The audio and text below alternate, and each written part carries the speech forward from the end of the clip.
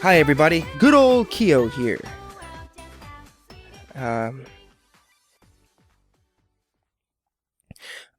I'm not really used to this. Sorry for the nervousness.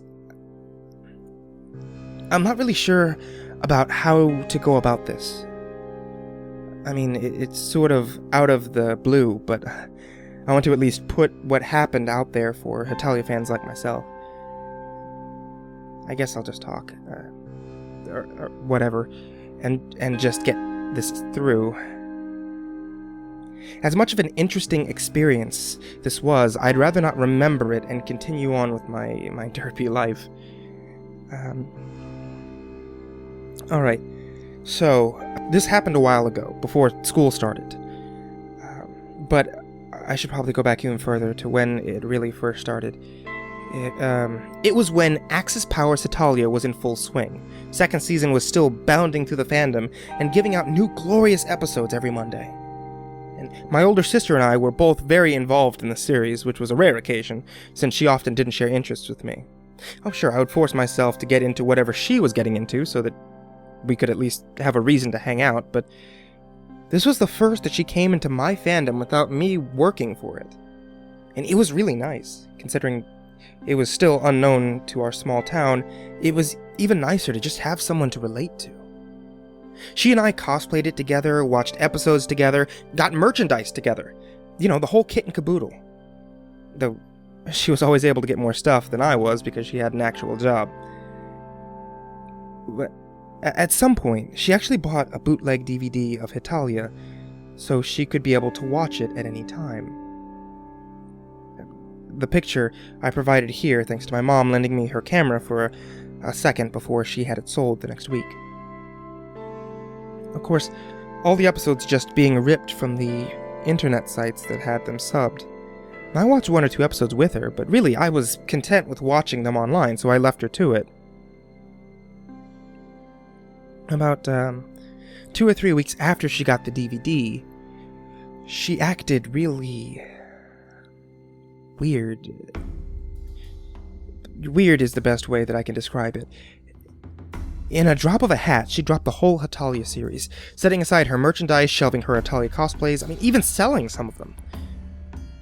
When I tried to ask her about what was up, she just said that she didn't want to talk about it, to the point that she'd glare at me if I mentioned it to her. I was extremely disappointed at losing my sister when it came to sibling bonding and the fandom. At the time, just figuring that she grew out of it, or found something even better. That mindset especially fit in when she started to read Homestuck, soon after, to have something to do. Now here's where it got even weirder. Now it's been a while since then, probably like about a month or so, and I'm not sure why, probably a phone call from my best friend. I got the urge to watch some episodes with just some classic good old Italy.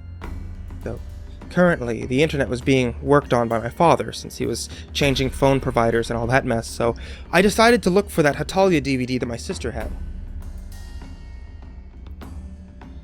It took me a long while, but I found it shoved to the back of the DVD cabinet. I'm not sure why she shoved it back there. Well, that is, at the time. The bootleg wasn't that bad, really. It had fan art of everyone as a chibi around the world, with the title on the top. Same for the disc, it's just printed fan art. I popped the DVD into the player in my room and decided to look through the episodes to find a really fun one. And as I went through the episode choice option, though, I found something really weird in between episodes 23 and 24. Oh, for those that don't know, it's the Liechtenstein and Switzerland episodes. Very cute indeed, and the 24th has the conclusion of the Axis on an island arc thing. But there was another square choice, like an episode. But there really wasn't a title next to it saying what number it was or what the episode was about. Though it wasn't that it was untitled that caught my interest, but the screenshot of it. It was Italy smiling, looking upward in a content gaze, and his eyes actually opened, mind you, with glistening eyes and what looked like sand, like perhaps he was laying on it. Now this friggin' blew my mind, for this was something new, and I crave for something new in fandoms. I mean, always.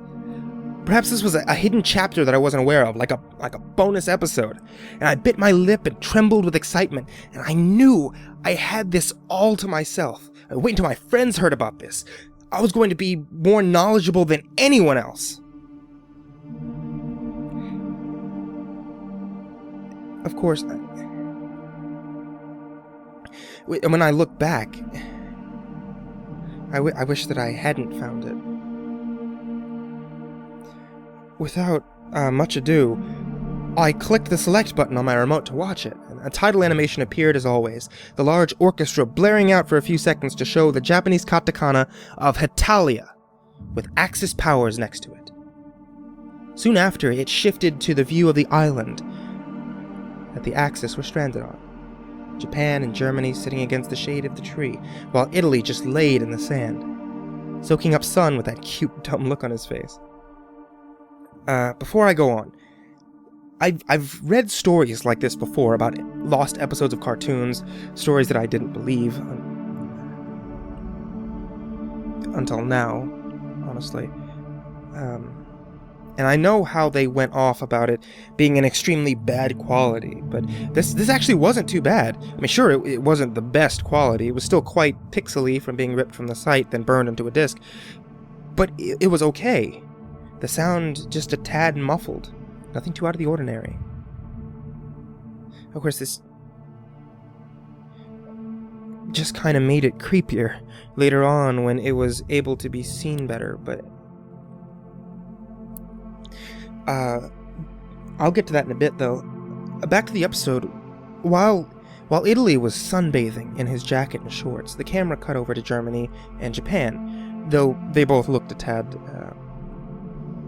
upset, if not a bit worried. And then they started to speak. Two things threw me off. One, there were no subtitles, so I had zero idea what they were talking about. And two, their voices were actually those who voiced them in the series. I was extremely impressed of such raw footage, though. I was a bit miffed there were no subtitles. Oh well, as long as Hiroki Yasumoto, or Germany's, kept talking, I was happy all the way. Well, the two seemed to be chatting about something serious. Germany clutched his stomach from time to time in pain, as Japan would nod and set a hand on his stomach as well. Well, my guess was that they'd run out of steady food on the island, so they were starving. That was a downer to start an episode on, but it was only the beginning. There was probably a fun way to get food later on, and just then Italy had called out, having two of them look up to where he was, which was now currently running around in the ocean. He waved to them, and the two of them waved back unenthusiastically, before the other went back to just playing in the sun and water. I didn't notice this until then, but the only thing playing in the background was this kind of ocean's waves. Something not uncommon, but it certainly kept the atmosphere kind of stoic, especially when the focus was on the hungry and worried nations in the shade. But either way, I was too sucked up in just the beautiful new material. I didn't question it. I didn't even care that I didn't know the bulk of it. I mostly cared for the actions anyway. The nations were quiet for a while before Japan had seemed to ask something, and Germany looked to him in shock, almost exclaiming before being quietly hushed by the island nation, making him whisper the line instead. What was Japan thinking, I thought? But Japan had repeated the Japanese statement in a more quieter and clearer tone, not taking his eyes off of Italy and the water.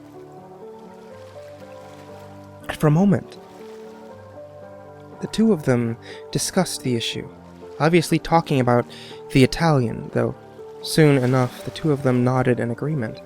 And at that moment, even though it was just for a few seconds, Germany had made the saddest face that I had ever seen. Like he could just burst out into tears at any moment, but he kept it back. Honestly, I inwardly flipped my shit at such emotion, even if it was short, though it made me wonder even more what brought it on. Well, the scene changed to nighttime, and the three nations huddled around the fire for warmth, though they seemed at least content with their jackets on being near the warmth. As usual, Italy was fast asleep next to it, sleeping contentedly while leaving the other two nations to their thoughts.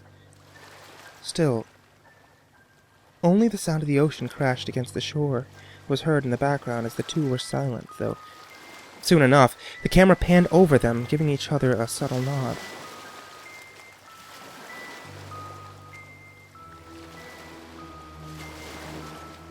In unison, the two stood up, going over to Italy and picking him up very carefully, not wanting to wake him up. At this point, I was extremely confused. What were they planning to do to him? I mean, were they going to a new location? Quietly, they shuffled the sleeping nation over to the ocean and carefully set him in, face down. Japan setting his hands over the other's head so it kept it below the water's surface. Well, it didn't take long until Italy began to thrash around, bubbles popping furiously in the water next to his head, only having Japan press down harder while Germany was looking away with eyes closed and lips being bitten into, hard. While this was going on, my mouth was just hanging ajar. Japan and Germany were Japan... They were drowning Italy! Why? As I just watched this insanity, I recognized the words, "Gomenasai, Hetalia," coming from Japan. Sorry, Italy. What the hell? About 15 seconds later, which felt like almost forever watching this poor nation, Italy's limbs went limp, with a plop in the water. Bubbles ceased to rise anymore. The deed was done, but why? Japan and Germany picked up the waterlogged Italy and brought him back to shore, placing him down next to the fire. While Germany sat aside, just staring at the fire as if contemplating what they just did. Japan unsheathed his sword and knelt down next to the corpse, taking off his own jacket and setting it aside. With one more look to the blonde before looking back down, Japan took a deep breath before making an incision from the base of his neck all the way down to his belly button, cutting in a bit more so that he was able to flip the skin back to reveal the bloody organs of the once living nation. At this, I had to pause the episode, feeling quite lightheaded. I couldn't believe what I was seeing. I mean, I read and I look at gory Hetalia stuff, but seeing it done in the Studio Dean style and done in official voices, if it's fake, it's a really good artist and a very good sound-alike. It was just way too surreal for me. And while I had the TV paused, I had a good chance to look at Italy's insides. God, that sounds so weird. And they looked so real. Not that they were hyper-camped, but as if the artist had stared at the inside anatomy of a person for hours, drawing every little curve to make it realistic. I wanted to stop watching. I wanted to just turn it off and abandon that TV with the DVD inside, but I was already too far in. I had to see this through to the end. It would haunt me for the rest of my life if I stopped here. After taking a short breather, drinking some water, I pressed play on the remote and resumed the madness. And instantly I was greeted with a slurp sound of Japan sliding his hands into Italy's body and pulling out one of the organs. It looked like the liver. It's so detailed it was hard not to mistake the organs. Japan sighed as he cut off the connecting strand with his sword and set the mass of an organ onto the other's discarded jacket before going back in and setting aside a kidney. Both of them. While Japan searched around, Germany reached over to some sharpened sticks he seemed to have gathered earlier and penetrated the sharp end through each organ that Japan had laid out. With a saddened sigh, he set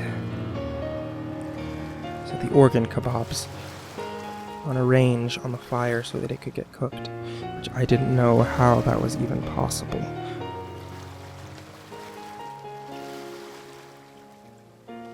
Once more, after a seemingly long period of time, Germany pulled the now-cooked liver from the fire while handing Japan, who accepted it, with his arm still blood-smeared, a kidney. Both of them were in silence before Japan murmured, "Itadakimasu," and both took a large bite from it. God, it still makes me feel weird, well, when I think about seeing that scene, but that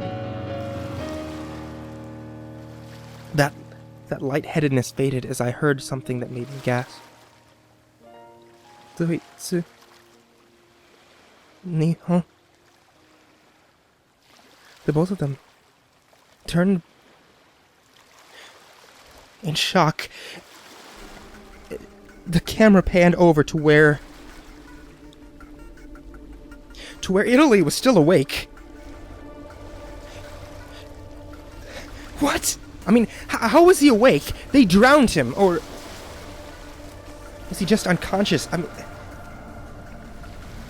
hell, I wasn't even sure what was going on, and it seemed like the other two had no idea either. Germany and Japan tried to explain themselves, but Italy began to grow more panicked, slowly getting what was happening, and began to scream in pain, in fear, in sadness. I couldn't even pinpoint what emotion was there, but it was so weird to hear him like that. It almost sounded like the man voicing him was in a large amount of pain himself. Germany and Japan went over to him, trying to get him to be quiet. Though after the large confusion of everyone yelling at once, Germany was the one to finally scream for everyone to be quiet. Shaking Italy, trying to make him quiet, resulting in just tugging the curl to make him stop momentarily. And at this point, when I should have laughed, I was just practically at the point of tears. Germany tried to appear strong and tried to explain their situation, and my guess of the situation was that there was no food left, so they were going to eat Italy since he was the weakest. Though he was a nation, right? I mean, they're all nations. Why do they have to resort to that? I mean, is that why Italy woke up?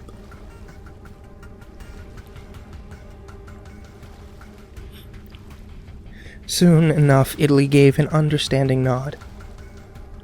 Whimpering in pain and fear as well, he sputtered out something, pausing at a point to cough.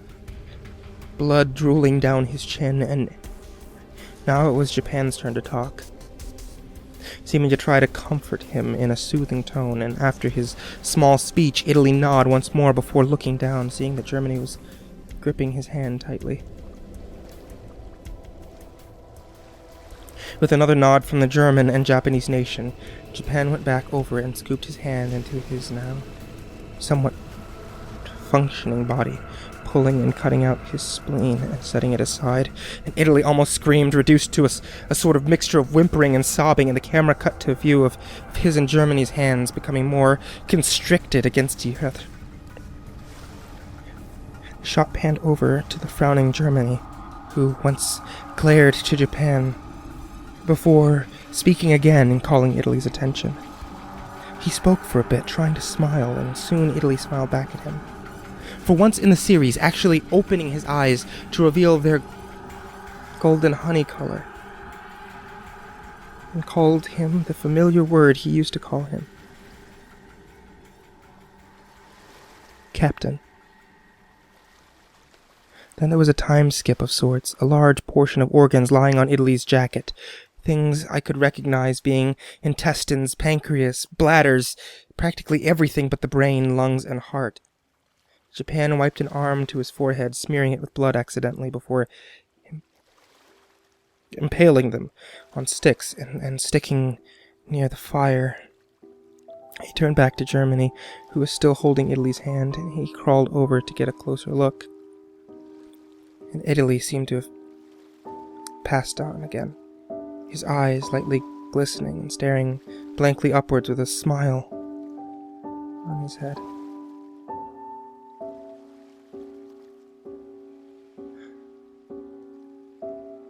This was the shot that was shown on the menu.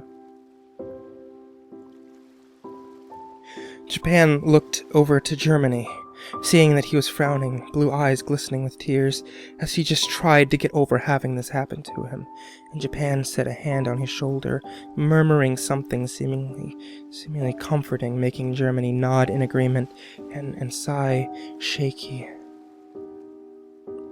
Japan frowned lightly at this before he moved aside, grabbing the dead Italy's free hand and squeezing it lightly, saying something to Germany before looking to the fire where the organs were roasting. And Germany glanced back to the fire for a moment before looking up to the sky where Italy was staring. And the camera panned upwards to it, past the stars and everything until it was completely black. And then the next episode started playing, just like that.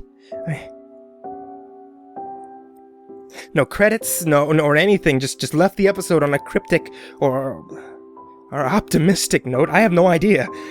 I wish I could have it run on my computer to get screenshots, but the disc refuses to play on here for some reason. Though my friend Fia was kind enough to get 2 screenshots for me.